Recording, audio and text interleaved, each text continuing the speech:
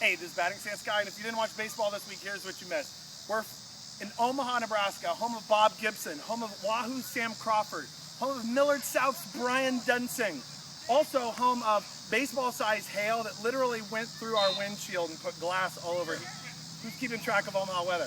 All right, so we've got 3 things that you missed this week. Number 1 is the Twins giving Delman Young and his tongue, his bounce, and his backside to the Tigers, and then him homering off Francisco Liriano, very first play of his Tiger career. Touchdown Omaha.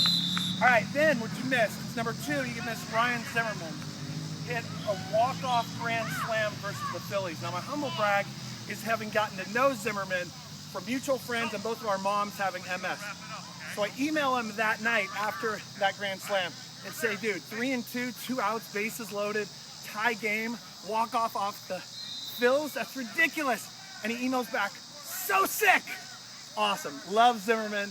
And Elias Sports Bureau, can you believe this? In the history of Major League Baseball, for a player's first 7 years of their career, Zimmerman has the most walk-offs, 8 in the history of all baseball for the first 7 years of their career. Unbelievable.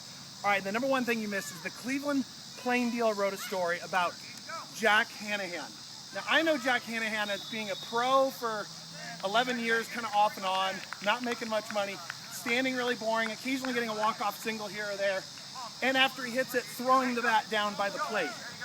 So what happens is, he has a wife that is pretty much on bed rest, and she goes into crazy premature labor. They're due at the end of October. So the game ends at Fenway, and he realizes his wife is going into premature labor, and he can't figure out a way to get back there in time.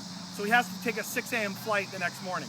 So sure enough, Shin-Soo Choo, Austin Kearns, who later gets released, Justin Masterson, Hafner, a bunch of guys on the Indians, get together. No hand can't afford a private jet. Get together, bring between 30 to 50 grand to the table and get him a private jet to get back to Cleveland. He lands, gets in, birth of his son, less than 3 pounds. And he gets there just in time at 3 in the morning to get it. Sorry, Tigers. I'm rooting for the Tribe the rest of the season. That is awesome teamwork. It's a long season, but a great one. So stay tuned.